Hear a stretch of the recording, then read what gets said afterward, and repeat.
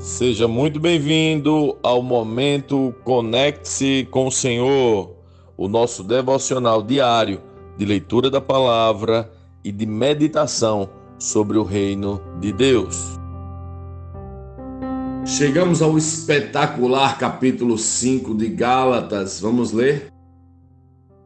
Portanto, permaneçam firmes nessa liberdade, pois Cristo verdadeiramente nos libertou. Não se submetam novamente à escravidão da lei. Prestem atenção, eu, Paulo, lhes digo: se vocês se deixarem ser circuncidados, Cristo de nada lhes servirá. Volto a dizer: todo aquele que se deixa ser circuncidado deve obedecer a toda a lei. Pois se vocês procuram tornar-se justos diante de Deus pelo cumprimento da lei, foram separados de Cristo e caíram para longe da graça. Mas nós que vivemos pelo Espírito, esperamos ansiosamente receber pela fé a justiça que Deus nos prometeu. Pois em Cristo Jesus não há benefício algum em ser ou não circuncidado. O que importa é a fé que se expressa pelo amor. Vocês estavam indo bem na corrida. Quem os impediu de seguir a verdade? Certamente não foi Deus quem os levou a pensar assim, pois Ele os chamou para serem livres. Um pouco de fermento se espalha por toda a massa. Confio que o Senhor os guardará de crer em falsos ensinamentos. Aquele que os perturbar, seja ele quem for, seja julgado. Irmãos, se eu ainda prego que vocês devem ser circuncidados, como dizem alguns, por que continuo a ser perseguido? Se eu não pregasse a salvação exclusivamente por meio da cruz, ninguém se ofenderia. Esses sujeitos que os perturbam deveriam castrar a si mesmos.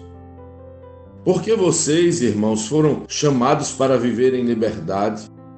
Não a usem, porém, para satisfazer sua natureza humana. Ao contrário, usem-na para servir uns aos outros em amor, pois toda a lei pode ser resumida neste único mandamento: ame o seu próximo como a si mesmo.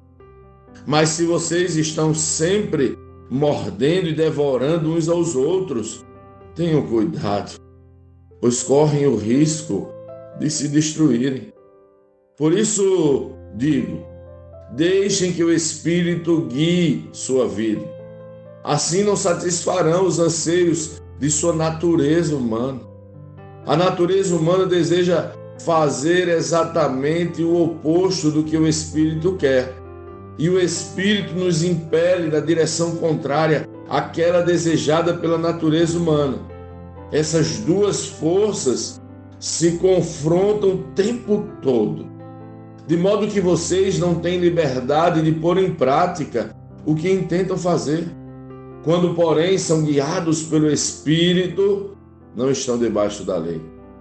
Quando seguem os desejos da natureza humana, os resultados são extremamente claros: imoralidade sexual, impureza sexual, idolatria, feitiçaria, hostilidade, discórdias, ciúmes, acessos de raiva, ambições egoístas, dissensões, divisões, inveja, bebedeiras, festanças desregradas e outros pecados semelhantes.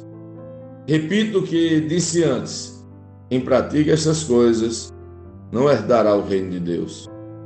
Mas o Espírito produz este fruto: amor, alegria, paz, paciência, amabilidade, bondade, fidelidade, mansidão e domínio próprio. Não há lei contra essas coisas.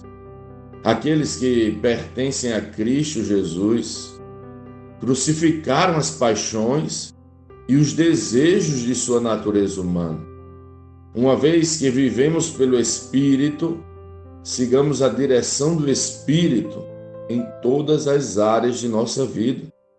Não nos tornemos orgulhosos, provocando e invejando uns aos outros.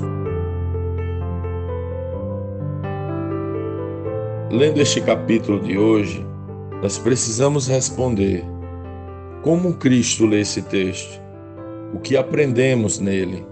E que aplicações práticas esse texto deve trazer para as nossas vidas?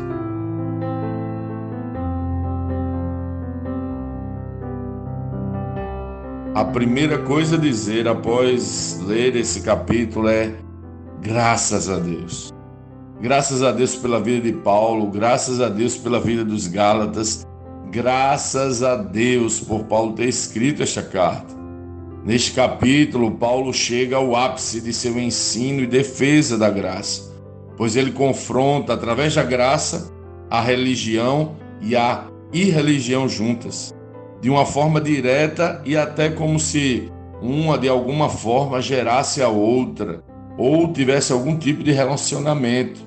Chamamos de religião esse ímpeto que temos quando diminuímos a cruz de Cristo e achamos que com algumas práticas religiosas podemos justificar a nós mesmos e assim anulamos a graça.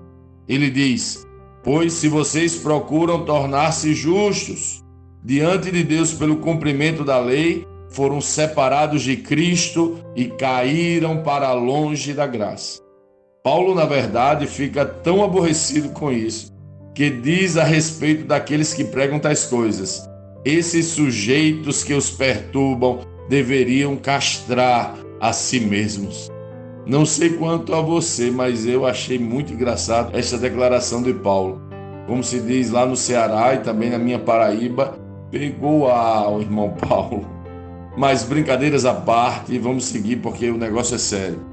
Nós chamamos de irreligião a vida sem o constrangimento da graça, a busca incessante de satisfazer a natureza humana, tão comum e tão visível em nossos dias. Alguns acham que podem, inclusive, usando como desculpa a graça, viver de forma desordenada. Mas não foi para isso que Jesus nos salvou. Desta forma, nós também anulamos a graça. Paulo diz: porque vocês, irmãos, foram chamados para viver em liberdade, não usem, porém, para satisfazer sua natureza humana. Ao contrário, usem-na para servir uns aos outros em amor. Veja, a graça foi ministrada a nós para que possamos servir uns aos outros em amor.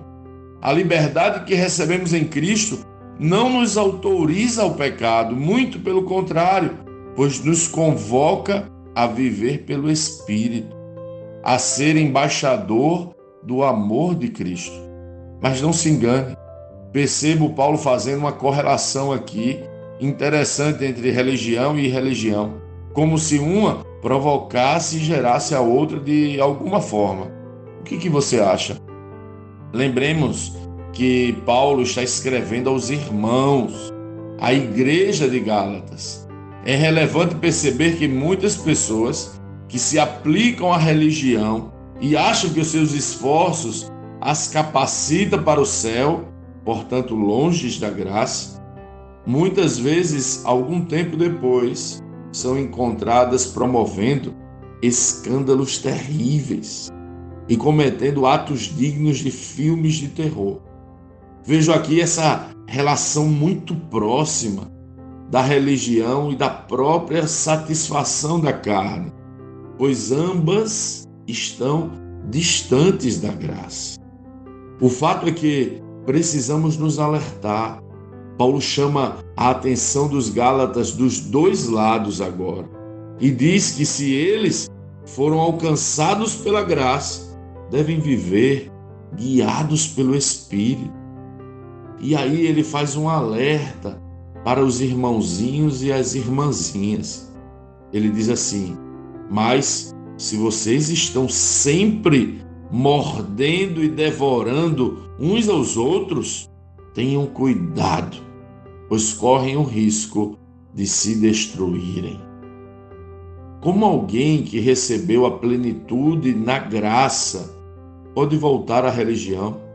Mas também Como alguém que recebeu a plenitude na graça pode voltar à irreligião? Para Paulo, o conflito, a contenda, a discórdia dentro da igreja é o mesmo que irreligião.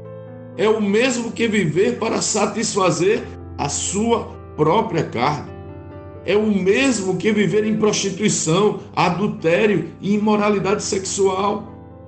Os amados irmãos e irmãs do Senhor gostam muito de focar no pecado daqueles que estão fora da igreja, mas se esquecem que ao elencar as obras da carne, estes termos estão juntos. Preste atenção na lista das obras da carne e entenda que se fomos alcançados pela graça de Cristo, não podemos nos permitir viver e produzir em nós tais coisas.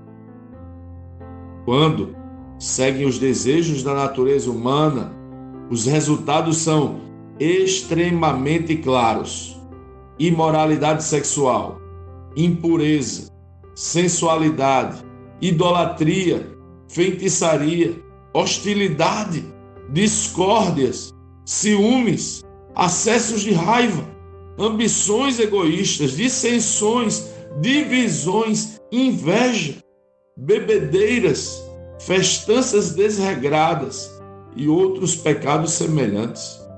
Repito o que disse antes: quem pratica estas coisas não herdará o reino de Deus. Uau! Você percebe que muitos de nós ainda estamos amarrados em um ou outro destas obras da carne e que precisamos urgentemente mudar nossa mentalidade. Precisamos nos deixar ser guiados pelo Espírito. Quem é guiado pelo Espírito produz o fruto do Espírito. Quem foi alcançado de verdade pela graça viverá o que a graça produz: amor. Se vivemos o amor, não podemos conviver nos devorando, não podemos viver em contendas, não podemos viver em discórdias, não podemos viver satisfazendo nossas vontades carnais. Se vivemos em iras, se vivemos em bebedeiras, se vivemos em pornografias, se vivemos em imoralidades sexuais e tudo mais, não estamos assim desfazendo da graça que recebemos. Perceba que nessa lista estão discórdias, ciúmes, raivas, ambições, divisões, na mesma lista de feitiçaria, de impureza, de imoralidade sexual. Irmãos, precisamos acordar.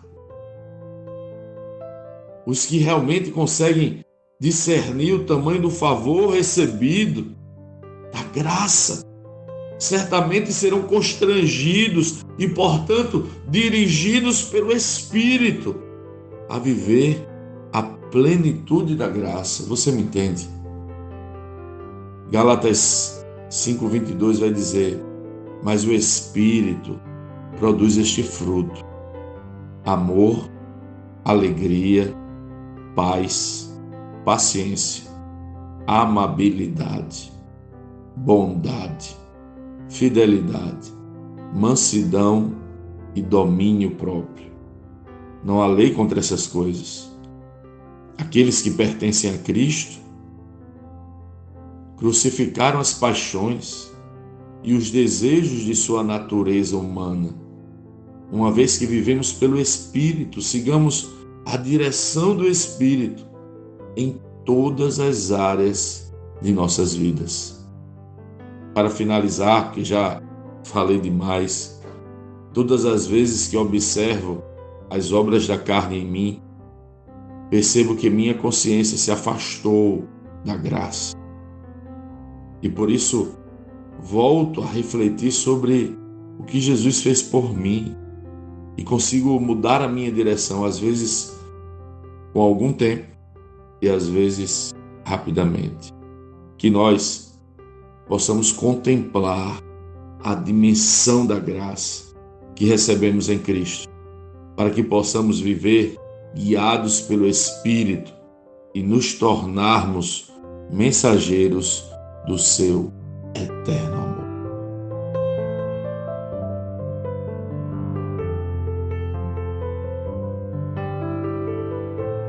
Sim, que bom ter você neste devocional e poder compartilhar o Evangelho. Mas, como sempre dizemos, o texto de hoje, o texto de cada dia, tem muito mais para oferecer, muito mesmo. Nosso objetivo aqui é te influenciar a parar um pouco e ler o texto bíblico, pois acreditamos que 5 minutos de vida na palavra podem transformar completamente uma vida. Que Deus te abençoe. Leia, medite, comente, pergunte e adore o Senhor no seu lugar secreto. Conecte-se com o Senhor.